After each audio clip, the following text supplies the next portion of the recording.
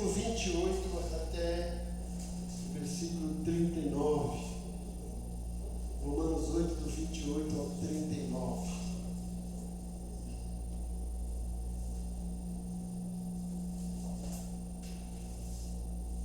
Romanos 8, do 28 ao 39.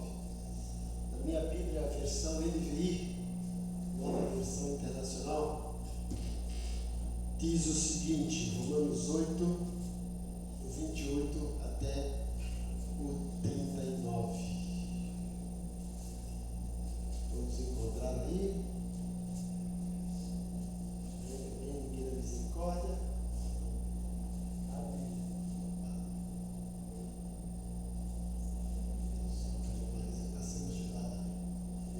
Diz o seguinte a palavra de Deus, Romanos 8, 28 ao 39. Sabemos que Deus age em todas as coisas para o bem daqueles que o amam, dos que foram chamados de acordo com o seu propósito. Vou repetir que a irmã Larissa está encontrando. Pronto? Mais uma vez, versículo 28. Sabemos que Deus age em todas as coisas para o bem daqueles que o amam, dos que foram chamados de acordo com o seu propósito. Pois aqueles que de antemão conheceu, também os predestinou para serem conformes à imagem de seu Filho, a fim de que ele seja o primogênito entre muitos irmãos. E aos que predestinou também chamou, aos que chamou também justificou, e aos que justificou também glorificou. Agora preste atenção no que o Paulo vai dizer depois disso, a partir do versículo 31. Que diremos, pois, diante dessas coisas? Quais coisas?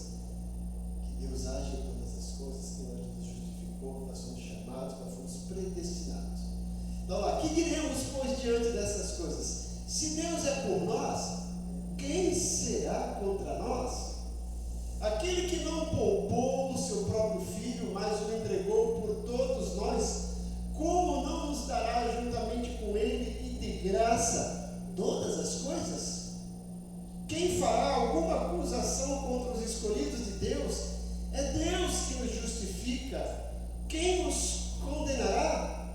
Foi Cristo que morreu, e mais, que ressuscitou, está à direita de Deus, e também intercede por nós. Quem nos separará do amor de Cristo? Será tribulação, angústia, perseguição, fome, ou nudez, ou perigo, ou espada? Como está escrito, por amor de ti, enfrentamos a morte todos os dias. Somos considerados como ovelhas destinadas ao matadouro. Mas em todas essas coisas, somos mais do que vencedores por meio daquele que nos amou. Pois estou convencido de que nem morte, nem vida, nem anjos, nem demônios, nem o presente, nem o futuro, nem quaisquer poderes, nem altura, nem profundidade, nem qualquer outra coisa na criação será capaz de nos separar do amor de Deus que está em Cristo Jesus, nosso Senhor. Esse texto é um texto clássico, muito divulgado, muito conhecido, já virou canção evangélica, né? Mas o que mais chama a atenção nesse texto é o versículo 31, que a maioria dos cristãos conhece, né? Se Deus é por nós, quem será contra nós? É o nosso grito de guerra, né? Mas eu gostaria que nós olhássemos para esse texto como um todo e pensássemos num título, num tema: a vitória do cristão. E quando se pensa em vitória do cristão, há um certo ensino, há uma certa postura das igrejas e dos crentes, achando, né? Olha, você é vencedor, você é campeão, você pode todas as coisas, Deus vai te abençoar, nada vai dar errado para você. Já ouviram isso? A gente ouve isso, massageia nosso ego, isso mexe com os nossos sentimentos, mas isso não é a plena verdade do Evangelho. Jesus deixou bem claro que no mundo nós teríamos aflições, mas ele disse: tem de bom ânimo, eu venci o mundo. E quando a gente olha para esse texto, Paulo fala: olha, em todas essas coisas somos mais do que vencedores. Mas principais coisas. Paulo está dizendo: perseguição, fome, nudez, angústia, tribulação, são coisas de contextos negativos que ninguém quer enfrentar. Mas eu gostaria de dizer que o cristão realmente é vitorioso, ele é vencedor. E a maior vitória do cristão é ser cristão. Amém. Essa é a maior vitória, porque o fato dele ser cristão e permanecer cristão vai fazer com que ele herde a vida eterna, com que ele entre no paraíso com Deus, e isso não tem preço que pague. O apóstolo Paulo diz nessa mesma carta de Romanos, nesse capítulo 8, um pouquinho antes, no versículo 18, ele fala: eu tenho por certo que as aflições desse tempo presente não servem para comparar com a glória que há de ser revelada no porvir. Paulo está dizendo que nós aqui no tempo presente sofremos, enfrentamos dificuldades, mas a nossa vitória está garantida em nome de Jesus. Sabemos que o cristão vive nesse mundo diante de tantas circunstâncias adversas. É o salário baixo, as contas altas, não digo o salário é baixo, mas as contas são altas, né? A enfermidade, a violência, tudo isso que nos arremete a momentos de desânimo, de desespero e até mesmo de desistir. Muitas pessoas estão, por conta de tudo isso, desistindo da vida. Recentemente, um aluno meu, que é um aluno exemplar, gente, pegou um revólver e se suicidou. Semana passada, um pastor de renome se enforcou, se suicidou, diante de todas essas circunstâncias adversas. Tudo isso nos deixa entristecidos, mas por outro lado, vivemos uma vida com perspectivas animadoras e concretas, baseadas aqui na palavra de Deus. Como diz Romanos 8, como eu disse, né? Tenho por certo que as aflições desse tempo presente não servem para comparar com a glória que há de ser revelada no porvir. E mais adiante, depois de Paulo falar isso no versículo 18, mais adiante, especificamente no versículo 31 a 39, ele nos apresenta a certeza da vitória do cristão. Ele nos apresenta a certeza da vitória do cristão. Vamos observar, à luz desse texto, por que podemos ter a certeza dessa vitória. Por quê? Diante desse quadro nefasto que o mundo nos oferece. Por que podemos ter essa convicção? Por que podemos ter essa certeza? O cristão pode ter certeza da vitória baseada primeiramente na proteção de Deus. Podemos ter certeza de uma vida vitoriosa baseada primeiramente na proteção de Deus.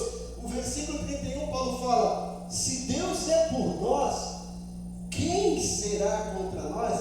E a gente responde aqui, como é da igreja, né? Ninguém. Aleluia. O cristão pode ter certeza de uma vida vitoriosa porque ele está debaixo da proteção de Deus. Nós servimos a um Deus poderoso que nos protege. Deus é onipotente, ou seja, Ele é todo poderoso. E não existe nada e ninguém superior ao seu poder. Quando a gente lê o Salmo 91, que também é muito conhecido, não é isso? Aquele que habita no esconderijo do Altíssimo, à sombra do Onipotente descansará. Olha, ele pode dizer do Senhor: Ele é o meu Deus, é o meu rochedo, é o meu escudo. Ele ainda diz: olha, 1000 pode cair à tua direita e 10.000 à tua esquerda, mas tu não serás atingido.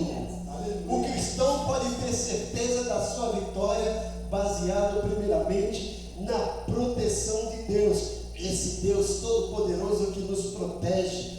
Se temos a sua proteção, quem que vai poder nos amedrontar? Deus é maior que tudo. Pode se levantar o diabo e o inferno todo contra nós, mas nós estamos protegidos. Amém? É Ele que nos protege. A sua força, o seu braço forte. O salmista gosta de dizer: olha, Deus é o meu rochedo, a minha fortaleza, a minha salvação, meu alto refúgio, e eu nele confiarei. O que pode fazer o homem? Ele mesmo diz no Salmo 22, muitos confiam em carros e cavalos, nós faremos menção no nome do Senhor dos Exércitos. É esse Deus que nós servimos, gente. É um Deus todo-poderoso. Certa feita, o povo de Deus estava sob a opressão dos inimigos, o rei da Síria. E o rei da Síria ficou aborrecido porque, apesar de ser uma potência maior do que o povo de Israel, toda a estratégia que ele fazia para aprisionar o povo de Israel, para guerrear o povo de Israel, era revelada por quem? Por um profeta chamado Eliseu. E o rei da Síria reuniu os seus súditos, os seus generais, e disse: olha, tem algum dedo duro aqui? Porque tudo que a gente planeja, o povo de Israel fica sabendo. E aí um dos seus generais falou: não tem nenhum dedo duro aqui, não. É que lá em Israel existe um profeta de Deus, que ele sabe exatamente o que tu pensa na tua câmara de dormir. E o rei falou: quem é esse? Eliseu. E o rei mandou um exército numeroso para prender Eliseu. E Eliseu estava lá tranquilo. Daqui a pouco o servo de Eliseu fala assim: Eliseu, olha, estamos cercados. Está lá em 2 Reis capítulo 6. Estamos cercados. Olha, quantos homens, quantos soldados nós vamos morrer. Estava cercado por aquele exército numeroso do rei da Síria. E aí Eliseu olha assim e fala assim: não sabe nada, inocente. Senhor, abre os olhos dele. Eliseu fala: o maior é aquele que está em nós. Quando os olhos espirituais de Geazi, o servo de Eliseu, abre, ele vê agora um grande exército de anjos. É esse Deus que nós servimos, gente. Pode se levantar um homem, pode se levantar um inferno, pode se levantar o diabo com seus demônios. Nós estamos protegidos pelo Senhor dos Exércitos. Deus Todo-Poderoso. Se Ele é por nós, quem será contra nós? Ninguém. Com a proteção de Deus, não precisamos temer as investidas do nosso inimigo. O crente, o cristão, pode ter uma vida vitoriosa, primeiro, porque ele conta com a proteção de Deus, como diz o versículo 31.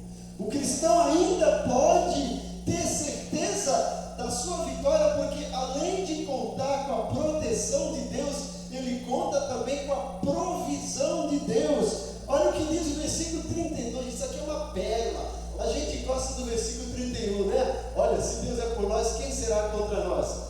Mas o versículo 32 é uma pérola, é um tesouro. O versículo 32 diz o seguinte, Romanos 8, 32: aquele que nem ao seu próprio filho poupou, mas o entregou por nós, como não nos dará juntamente com ele e de graça todas as coisas? Além de termos essa proteção de Deus, desse Deus Todo-Poderoso, o cristão pode contar com a provisão de Deus. Além de nos oferecer sua proteção, Ele nos oferece a sua provisão através de seu Filho. Essa provisão é o próprio Filho de Deus, é Jesus.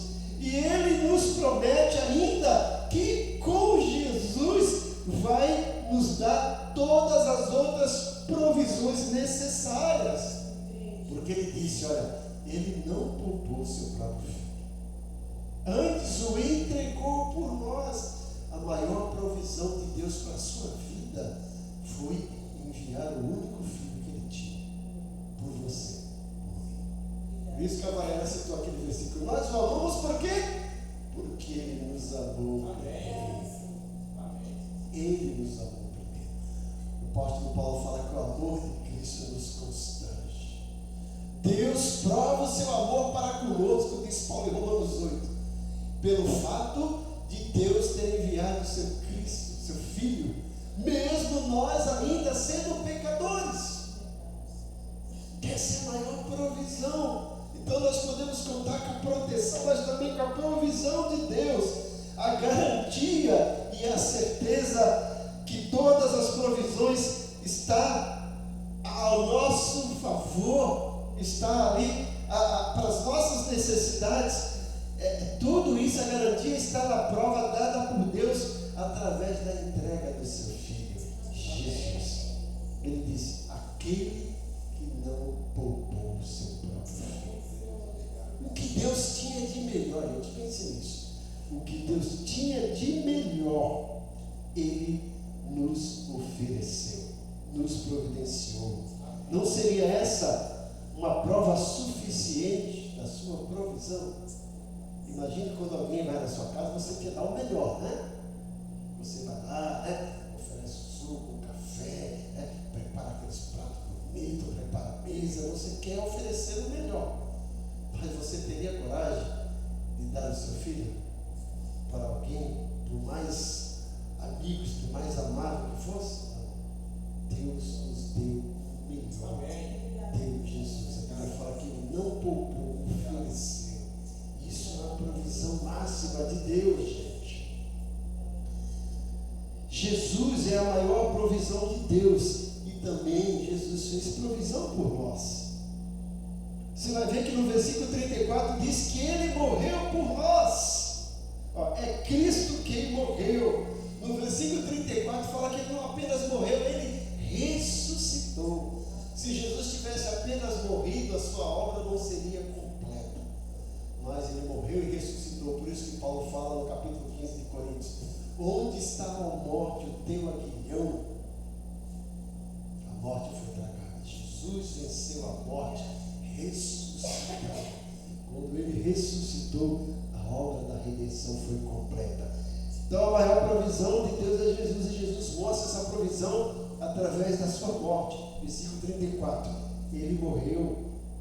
Versículo 34, mas também Ele ressuscitou. Mas Ele continua no versículo 34, também Ele intercede por nós. Olha que coisa bonita. Jesus morreu, ressuscitou, mas Ele continua provendo, continua mostrando a provisão, intercedendo por nós lá no trono da graça, como nós temos aprendido na escola dominical, domingo de manhã, agora no livro de Hebreus, o nosso eterno e sumo sacerdote. Ele intercede por nós. E no versículo 34 ainda diz que Ele nos representa diante do Pai, o qual está à direita de Deus. Veja aí o versículo 34, leia para você entender. Quem os condenará?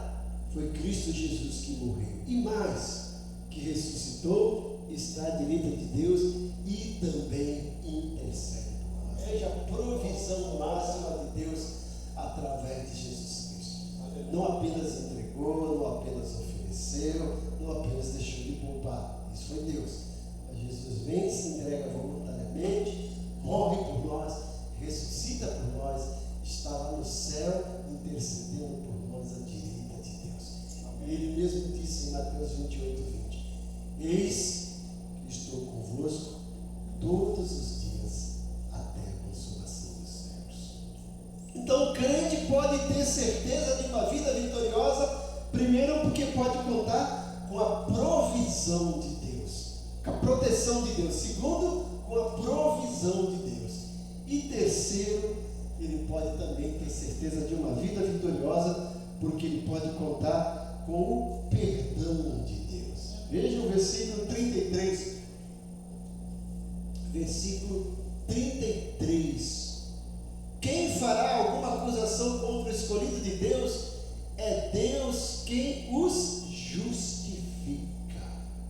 Nós somos justificados, nós somos perdoados por Deus. Deus, além de nos proteger, além de prover tudo que a gente precisa, Ele nos perdoa. Nós somos perdoados por Deus. Lá em Romanos 8:1, ele diz: portanto, agora já não há condenação para os que estão em Cristo Jesus. Não andam segundo a carne, mas segundo o Espírito. Já não há condenação. Nenhuma condenação há para aqueles que estão em Cristo. O Senhor nos perdoou. Não precisamos temer acusação, porque já fomos perdoados por Deus. O perdão de Deus está baseado na substituição oferecida por Jesus, no versículo 34. Ele morreu por você, Ele morreu por mim, Ele morreu por nós, como nós temos aprendido aqui nos domingos de manhã, no estudo da Epístola aos Hebreus. O perdão de Deus também é a garantia da nossa justificação. A Bíblia fala que o justo viverá pela fé. O Senhor nos justificou, nos tornou justo. Então o perdão de Deus é garantia de que nós somos justificados por Deus. O perdão de Deus também é a garantia de uma vida em paz com Deus. Romanos 5:1 diz: tendo sido, pois, justificado pela fé, temos paz com Deus por meio de Jesus Cristo, nosso Senhor.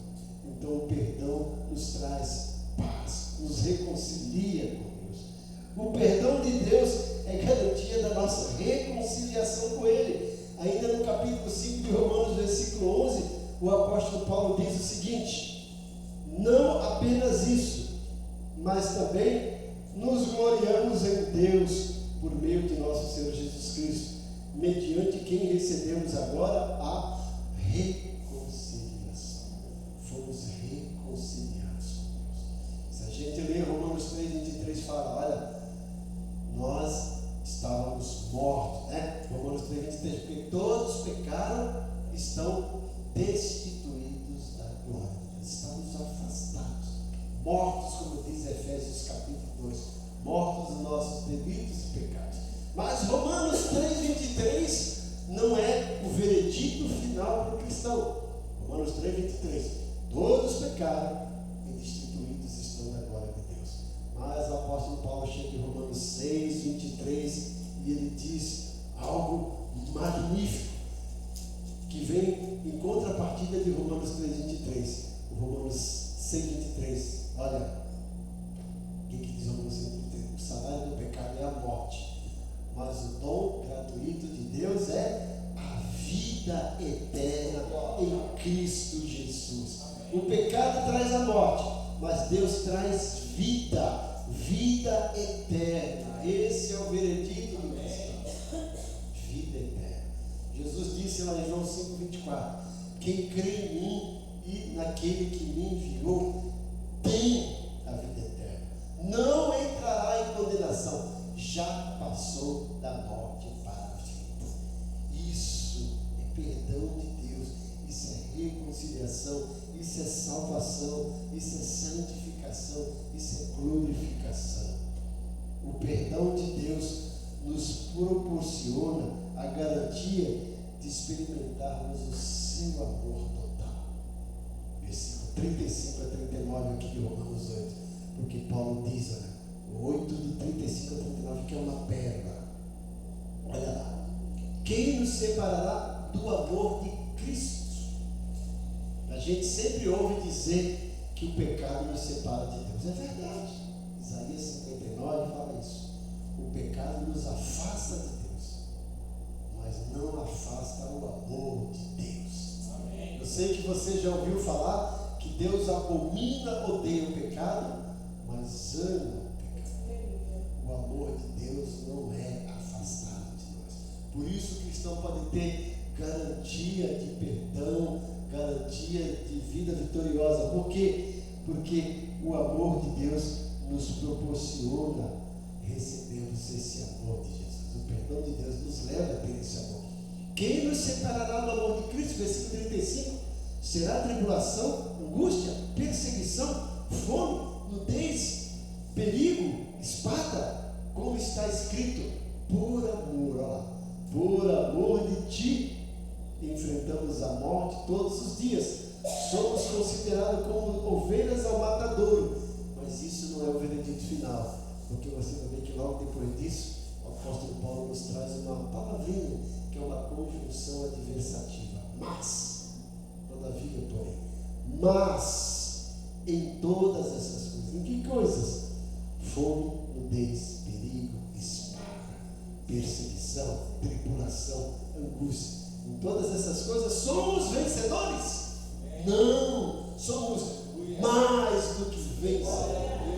O cristão é mais do que vencedor na tribulação. O cristão é mais do que vencedor na fome. O cristão é mais do que vencedor na angústia. O cristão é mais do que vencedor no perigo. O cristão é mais do que vencedor na espada. Somos mais do que vencedores pelo nosso mérito? Não. Continua o versículo aqui: somos mais do que vencedores por meio daquele que nos amou. Nós o amamos porque ele nos amou primeiro. Amém.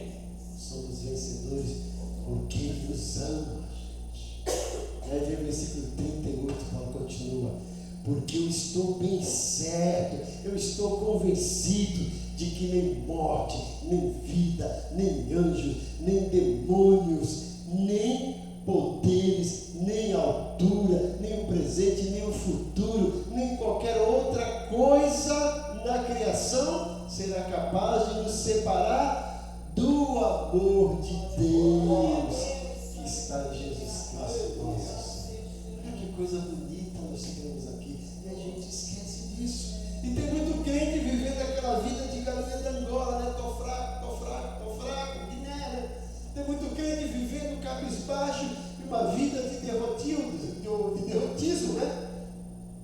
Mas não, somos vitoriosos.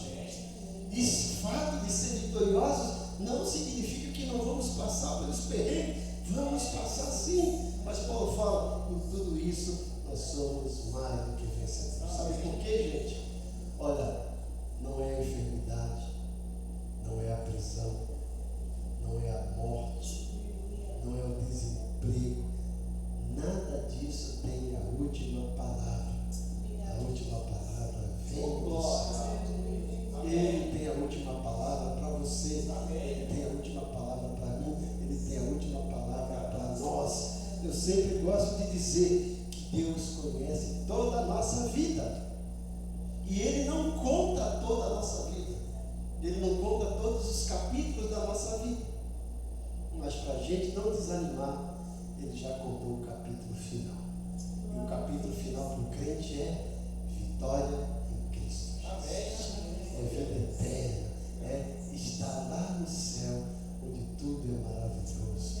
Por isso que esse mesmo Paulo diz em Coríntios 2,9: olha, porque nem olhos viram, nem ouvidos ouviram, nem jamais penetrou em coração humano o que Deus tem preparado para aqueles que o amam. Você quer ter uma ideia do que é isso? Leia Apocalipse 1, leia Apocalipse 22. Olha, ruas de ouro e de cristal. Não vai ter mais choro, nem pranto, né? Nem enfermidade, só bênção. Isso é o que Deus preparou para você que está aqui nessa noite para mim. Por isso, não desista no caminho, porque a vitória já está garantida para você. Por isso que Paulo diz aqui, repetindo o versículo 37, né? Mas em todas essas coisas somos mais do que vencedores por meio daquele que nos ama. Oremos. Pai bondoso, muito obrigado pela tua palavra, que nos fortalece, que nos alimenta, que nos dá certeza e convicção de que nada que aconteça nesse mundo, nada que venha nos desanimar, nada que venha nos entristecer é maior que o teu poder. Sabemos que nós temos uma vida vitoriosa porque somos protegidos por ti, porque somos providos por ti, porque somos perdoados por ti. A tua palavra nos garante, nós temos certeza porque o Senhor é a garantia de que a tua palavra vai se cumprir, porque tu és um Deus fiel e clemente. E a tua palavra nos diz que nós teremos uma vida eterna.